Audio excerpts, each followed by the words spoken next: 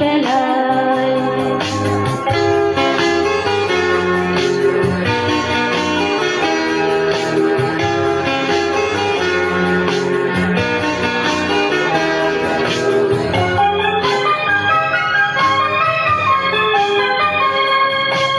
কি জানি কার স্বপ্নি আমার অন্তরে কে ডাকলো আবার পড়বে চলার চিন্তা।